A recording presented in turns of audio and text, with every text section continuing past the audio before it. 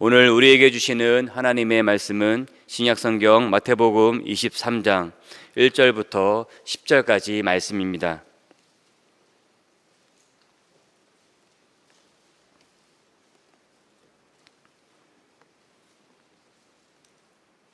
신약성경 마태복음 23장 1절부터 10절까지 말씀, 신약성경 38면에 있습니다. 이는 살아계신 하나님의 말씀입니다. 함께 봉독하시겠습니다.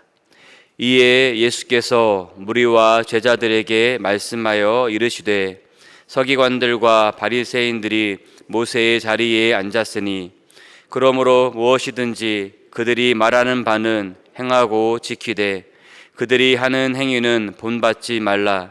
그들은 말만 하고 행하지 아니하며 또 무거운 짐을 묶어 사람의 어깨에 지우되 자기는 이것을 한 손가락으로도 움직이려 하지 아니하며 그들의 모든 행위를 사람에게 보이고자 하나니 곧 그 경문띠를 넓게 하며 옷수를 길게 하고 잔치의 윗자리와 회당의 높은 자리와 시장에서 문안받는 것과 사람에게 랍비라 칭함을 받는 것을 좋아하느니라. 그러나 너희는 랍비라 칭함을 받지 말라. 너희 선생은 하나요 너희는 다 형제니라. 땅에 있는 자를 아버지라 하지 말라. 너희의 아버지는 한 분이시니 곧 하늘에 계신 이시니라. 또한 지도자라 칭함을 받지 말라.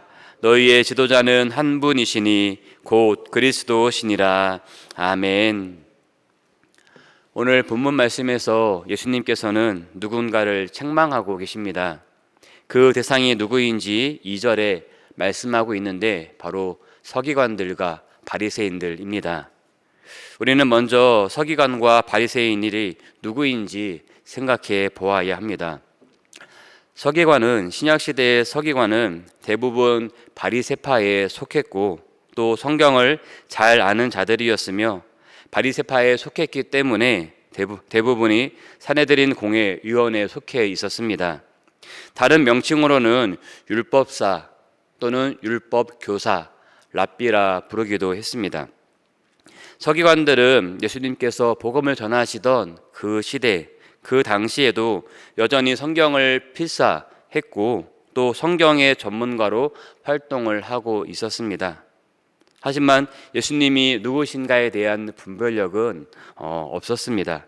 오히려 자신들에게 성경 지식이 많은 것으로 생각을 하고 또 예수님에 대해서는 업신여기기도 했던 사람들, 이런 사람들이 바로 서기관이었습니다. 또한 같이 책망을 받았던 다른 부류는 바리새인들이었습니다.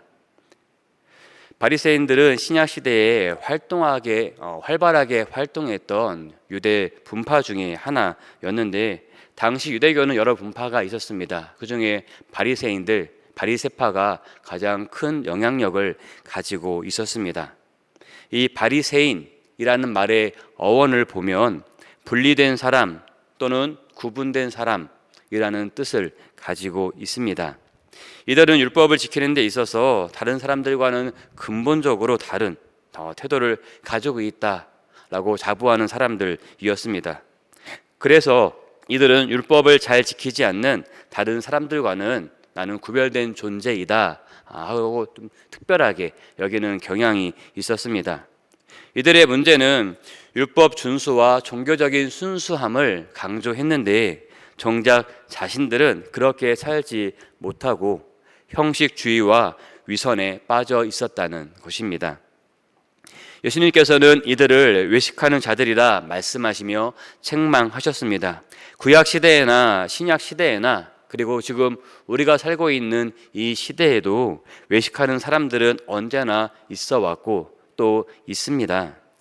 외식하는 자라는 이 말, 겉만 보기 좋게 꾸며서 체면을 세우는 자들을 의미하는 말입니다. 이들은 겉과 속이 다르고 다른 사람의 마음을 해치기도 합니다. 그리고 근본적으로 예수님을 따르는 것이 아니라 다른 사람의 시선만을 의식하는 사람들입니다. 그래서 주님께서는 이들을 향하여서 거룩한 분노를 가지고 책망하셨습니다. 그런데 이러한 책망은 오늘 이 시대를 살아가는 우리에게도 동일하게 적용이 된다는 것입니다. 주님께서는 왜 서기관들과 바리새인들의 어떠한 모습들을 책망하셨는지, 그러면 우리는 어떠한 것을 조심하며 살아야 하는지 오늘 말씀을 통해 생각해 보며 자신을 돌아보는 시간이 될 수 있기를 바랍니다. 서기관들과 바리새인들은 어떠한 모습을 책망받았을까요? 첫 번째로 그들은 언행이 불일치하는 삶을 사는 사람들이었습니다. 우리 본문 3절 말씀을 같이 읽겠습니다. 본문 3절입니다. 그러므로 무엇이든지 그들이 말하는 바는 행하고 지키되 그들이 하는 행위는 본받지 말라. 그들은 말만 하고 행하지 아니하며. 아멘. 3절 말씀 후반부를 보시면 그들은 말만 하고 행동은 하지 않는다 말씀하고 있습니다. 바리새인들은 사람들에게 율법을 가르치는 사람들입니다. 그렇기 때문에 율법에 대해서는 일반 사람들보다 더 많이 알고 있었지만 정작 그들의 삶은 율법대로 율법을 지키는 삶을 살지 못했다는 것입니다. 의인은 하나님의 말씀을 듣는 데서 그치는 자가 아니라 말씀을 듣고 실천하는 자가 바로 의인입니다. 또한 참된 지도자는 말과 행동이 일치하는 사람이 되어야 할 것입니다. 하지만 이들은 그렇지 못했다는 것입니다. 예수님께서는 이에 대해서 마태복음 7장 21절에서 이렇게 말씀을 하셨습니다. 나에게 주여 주여 하는 자마다 천국에 들어갈 것이 아니다. 하늘에 계신 내 아버지 뜻대로 행하는 자가 되어야 들어갈 것이다 말씀하셨습니다.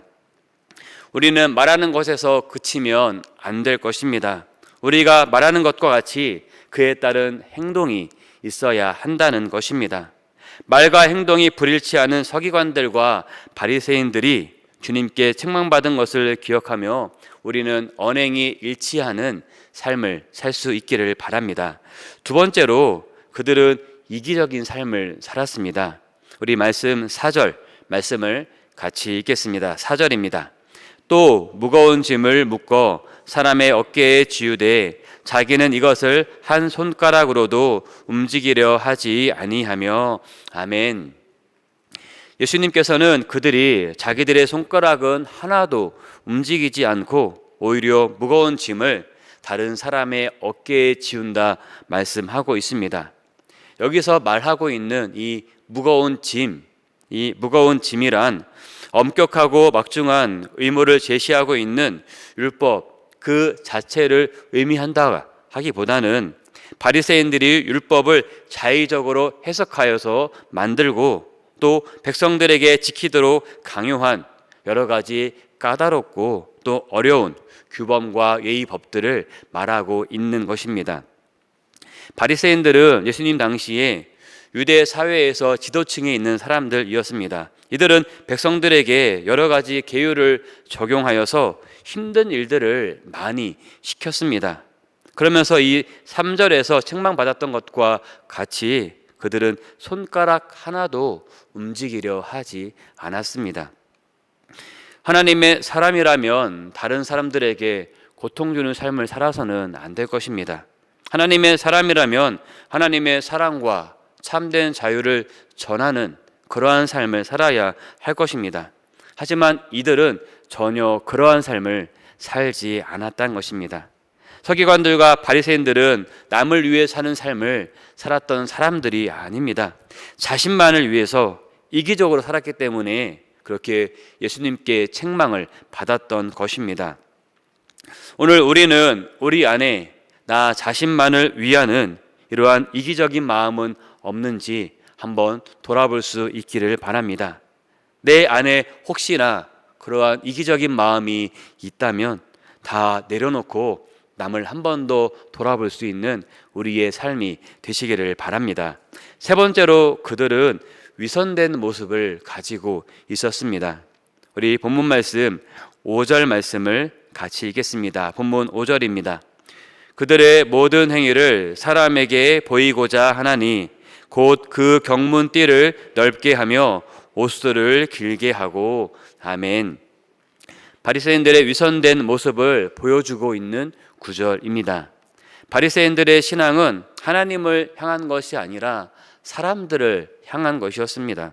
그렇기 때문에 하나님께보다는 사람들에게 보여지는 그러한 모습들을 더욱더 중요시했고, 겉으로는 경건한 모습을 지녔지만 그 안에 경건한 내용은 없었다는 것입니다. 이 5절에서 경문띠를 넓게 했다 말씀하고 있습니다. 경문은 성구가 들어있는 작은 상자를 의미합니다. 바리새인들은 이 경문을 왼쪽 팔 안쪽이나 이 이마에 부착하고 다녔는데, 이들은 더 경건하게 보이기 위해서, 남들보다 더 경건하게 보이기 위해서 이 경문의 크기를 더 크게 하기도 했습니다. 경문이 크다고 해서 더 경건해지는 것이 아니지 않습니까? 하지만 이들은 그렇게 보이는 것이, 더 크게 보이는 것, 더 많이 보이는 것, 이러한 것에 더욱더 신경을 썼다는 것입니다. 이어지는 옷술에 대한 내용도 마찬가지입니다. 옷술은 옷 단에 다는 장식인데, 이것은 흰색과 청색 실로 짜여졌습니다. 이것을 하는 이유는 하나님께서 이스라엘 백성들을 이방인들과 구별된 백성임을 확인을 시키고, 또 이것을 바라보며 스스로 이 사실을 명심하도록 제정하셨던 것입니다. 이것은 그냥 있으면 되는 것이고, 이것을 보면서 계속 생각하고 떠올리면 되는 것입니다. 하지만 바리새인들은 이 옷을 더욱더 화려하게 만들었고 더욱더 크게 만들었습니다. 왜일까요? 더 화려하고 더 크게 보이는 것이 더 경건한 것이다, 경건하게 보인다 라고 생각했기 때문입니다. 이것은 자신들이 특별한 경건을 가진 존재인 것처럼 과시하기 위해서 이러한 행동들을 했던 것입니다. 이들은 하나님께 보이는 것보다 사람에게 보이는 것을 더욱더 중요시 했습니다. 그래서 그 내실을 다지기보다는 이렇게 겉으로 보이는 것, 이런 것에 더욱더 신경을 많이 썼습니다. 네 번째로 그들은 높은 자리에 앉는 것과 또 존경받는 것을 좋아했습니다. 우리 본문 6절과 7절 말씀을 같이 읽겠습니다. 잔치의 윗자리와 회당의 높은 자리와 시장에서 문안받는 것과 사람에게 랍비라 칭함을 받는 것을 좋아하느니라. 아멘. 바리새인들은 언제나 상석에 앉기를 좋아했습니다. 상석은 잔치 자리에서 가장 편하고 가장 높은 자리를 의미합니다. 또한 상석은 영광과 존귀의 자리의 상징이었기 때문에 누구나 앉고 싶어하는 자리가 바로 이 상석, 높은 자리였습니다. 하지만 주님께서는 이렇게 자기 자신을 스스로 높이려 하는 그 마음을 책망하셨습니다. 그리고 그들은 존경받는 것을 좋아했습니다. 7절에서 말하고 있는 이 랍비라 하는 칭호는 율법을 가르치는 현명한 선생이라는 영광스러운 칭호입니다. 본래 이 말은 히브리어로 위대하다라는 뜻을 가지고 있었고 또 권위자를 뜻하는 말입니다. 그렇기 때문에 바리새인들은 이러한 칭호를 듣는 것을 매우 좋아했습니다. 그리고 스스로를 다른 사람들보다 더욱더 우월하다, 그렇게 생각했습니다. 하지만 주님께서는 뭐라 말씀하셨나요? 8절 말씀에 랍비라 칭함을 받지 말라 말씀하셨습니다. 이것은 인간적인 명예를 추구하는 것을 경계하라는 것을 우리에게 말씀해주고 있는 것입니다. 우리 또한 다른 사람의 칭찬이나 또 좋은 칭호 듣는 것 우리 또한 좋아하지 않습니까? 하지만 충분한 책임을 다하지 못하는 호칭은 오히려 스스로를 외식하게 만드는 올무에 빠지게 한다는 것을 우리는 잊지 않고 기억해야 할 것입니다. 그래서 주님께서는 우리에게 교만하지 말고 겸손하라 말씀하셨습니다. 그리고 10절 말씀에서는 우리의 지도자는 오직 한 분 예수 그리스도시다, 그렇게 말씀하고 있는 것입니다. 사랑하는 성도 여러분, 예수님께 칭찬을 들었어야 했던 이 서기관들과 바리새인들은 오늘 말씀을 통하여 칭찬이 아닌 오히려 책망을 받았던 사실을 우리는 함께 보았습니다. 오늘 말씀에서 우리가 유익 있게 보아야 할 것은 먼저 앞서 말씀드렸던 이 서기관들과 바리새인들이 책망받은 내용이겠지만 더 중요한 것은 책망받은 그들이 바로 서기관들과 바리새인들이었다는 사실입니다. 하나님의 사람으로서 하나님의 일을 성실하게 해야 했던 그들이지만 그렇게 하지 못했을 때에, 그러한 책임을 다하지 못했을 때에 그들은 하나님께 책망을 받았다는 것입니다. 이것은 우리도 얼마든지 이 서기관들과 바리새인들 같이 될 수 있다는 것을 기억하며 유의해야 할 것을 오늘 말씀을 통해 우리에게 말씀해 주고 있는 것입니다. 오늘 우리 자신을 다시 한 번 더 돌아볼 수 있는 그러한 하루가 되시기를 주님의 이름으로 축복합니다. 나는 하나님의 사람으로서 온전하고 또 겸손하게 살아가고 있는가? 나는 하나님께, 내 안에는 하나님께 책망받을 만한 것이 과연 하나도 없는가? 나 자신을 한번 돌아볼 수 있는 오늘 하루가 되시기를 바랍니다. 주님께 책망받았던 서기관들과 이 바리새인들을 기억하며 오늘 우리의 삶을 돌아보며 오늘 하루 하나님께 책망이 아닌 칭찬을 받는 하루가 되시기를 주님의 이름으로 축복합니다. 찬송가 우리 288장 함께 찬송하겠습니다. 찬송